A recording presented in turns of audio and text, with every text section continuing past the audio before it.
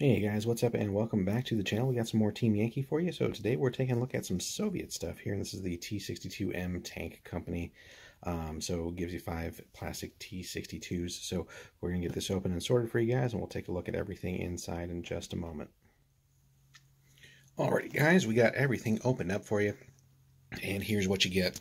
So you get a sprue for your tank commanders, company commanders, those kind of things there.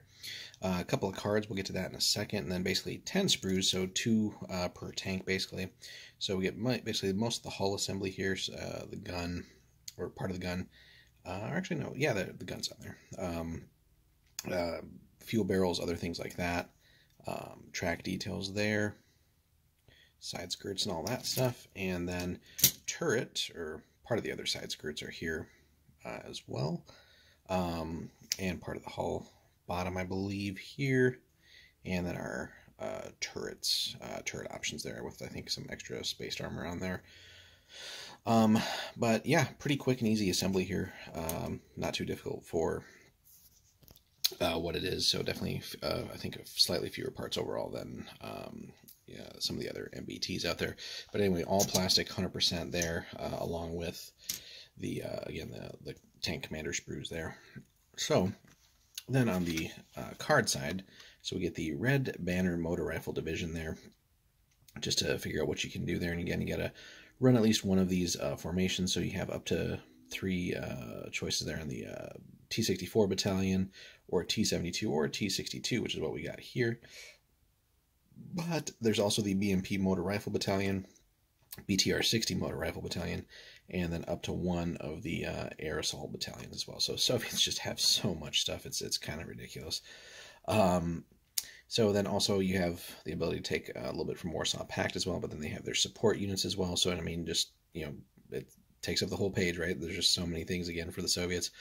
So you got the Carnation howitzers, the Akasha, the Hail rocket, the BM-21 Hail rocket launcher battery, BMP observation post vehicle there, the observer, BMP 1 or 2 recon platoons, the Storm or Spandrel, AT platoons, Gecko, Gas Spinner, Gopher, Sam, Hind Assault Company, the Frogfoot, the SU-25, also T-64 72 Company here, and then again more BTRs or BMPs, and then finally the ZSU 23-4, or just more commonly called the Shilka, for some extra anti-air. So again, just insane amount of stuff for the Soviets. So here then we get our card with our movement orders, but that's pretty much standardized.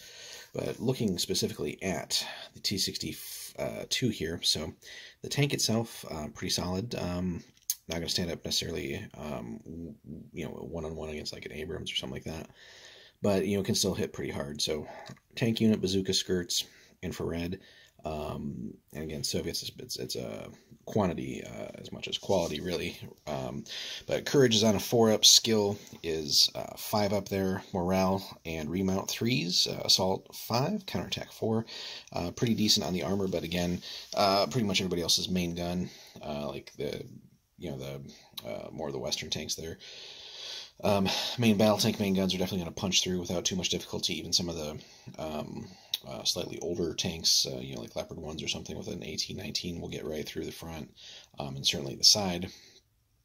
But, you know, still going to protect you against a lot of lower level things, sort of secondary threats and stuff like that. So front 14, side of 9, and then a top of 2, so definitely makes you pretty resistant to a lot of the artillery that's out there. Not the fastest tank, right? Tops out at 24 as a road dash, crossing down at 4. Then the business end here is the 115 mil 2A20 gun, so 32-inch range, rate of fire of only 1, AT of 21. So again, you can definitely reach out and hurt people, but is we should also point out, right, these guys are hit on 3s, so definitely going to be easy to, or very easy enough to land some hits on these guys. But getting back to the gun, AT of 21, so you can definitely put out the hurt there, but against, again, some of the premier MBTs, you're going to need to get some flank shots. But again, with just the sheer quantity of stuff that Soviets can push out and push at people. Flank shots are, gonna happen at some point or another if you're doing things right. Firepower is 2 up on these things. They're brutal and have laser rangefinders. And to add a little bit more oomph there, you can also get an optional stabber missile.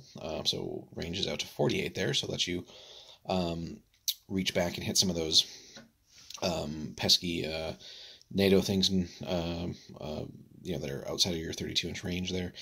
Still AT-21, it's a one-time thing, of course. Firepower is 3, but it's guided and it's heat. And then we have the 12.7 AAMG there, so roughly 50 cal equivalent there, I think, on stats, and then a 7.62 MG. So on the back side here, then, again, bazooka skirts, we've seen those pretty much on all, or a lot of the vehicles, so basically bumps it up to side armor 10 against heat. Brutal, so really cool whenever you have that. Infantry and unarmored tank teams reroll successful saves, so you're just going to push more damage through there. Although you probably shouldn't be shooting at infantry with the main gun, unless there's no other target really.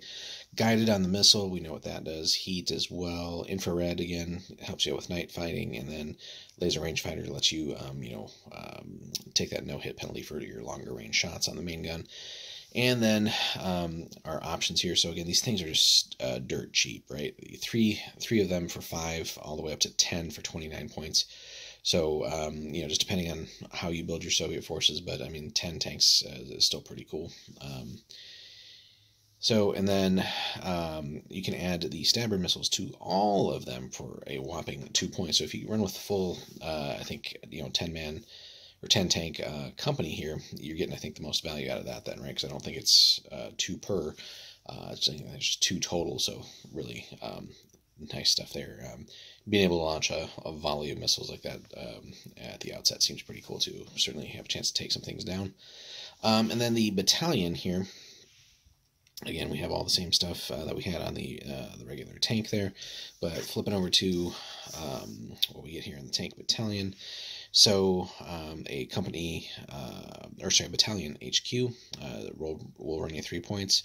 He can take a stabber for 1 extra point himself. And then the units in that formation, so the commander, obviously, 2 to 3 of the T-62 tank companies. So really you could do that and 3 sets of 10 for like a whopping 31 tanks at what, 90 points, right? 60, so we're basically 87 plus the 3, 90. And I'm sure with some of the Soviet stuff you could squeeze in a decent amount for those remaining points that you have there, but still, it's just a lot depending on what you want to take there. What else? Red Banner. So again, the BMPs, the BTR 60s, we have options for that. If we want to add the howitzers, we can go there. Again, we can have more BMPs if we want. These would be recon platoons.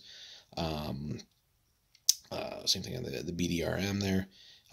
Gaskin or go for SAM if you platoons if you want basically more AA and or the Ashilka platoon as well. So and again, a lot of those things are super cheap. So but yeah, there you have it, guys. So the T-62, kind of a mainstay unit, but there's again just so many different ways, so many different tanks to go with the Soviets. So it really you can really build however you need to. You're going with from T-54, 55s, the 62s here. I believe we got the 64s as well, 72s at some point, and just so many other things in between that. So then that's those are all just like tank based companies and stuff like that. So again, coming back to this. And we can just see that the Soviets just can do so many different things, and just regardless of what they're doing, between support units and other like Warsaw Pact things that they have available from allies, there's just so much quantity. It's just scary to deal with. But Soviets definitely have so many good things available to them. If they're not necessarily better than any of their NATO counterparts 1-on-1. You'll make up for that when you outnumber them like 2, 3, 4, 5 to 1. and just throw waves and waves of men and machinery at them and all kinds of firepower. So anyway, let us know what you guys think about the T-62. If you are a Soviet player, do you run these at all, or do you go with different tanks? How many have you been running, and what kind of success have you had with that? What do you feel is easy to deal with your Soviet force versus where do you stumble? What kind of opponents tend to be tough for you to deal with? And just let us know in the comments, guys. Looking forward to hearing from you. Hope you enjoyed. Hit us up with a like and a subscribe too. That helps keep the channel growing. And we look forward to bringing you guys more Team Yankee. Take care.